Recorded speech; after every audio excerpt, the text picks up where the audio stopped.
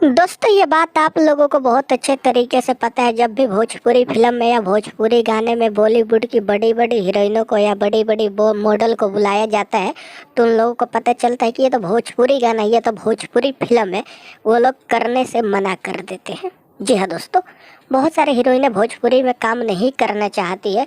वहीं पे दोस्तों एक भोजपुरी से इतनी बड़ी अपडेट आ रही है, सुनने में सोशल मीडिया पे खबर बहुत ज़्यादा तेज़ी से वायरल हो रही है कि जो भोजपुरी के शेर कहे जाते हैं पावर स्टार पवन सिंह, उनका एक गाना आया था लॉलीपॉप, जो पूरी दुनिया को हिला के रख दिया था और विरोधियों को औकात दिखा दिया था कि लॉलीपॉप से ज़्यादा तुम्हारा गाना बज ही नहीं सकता है।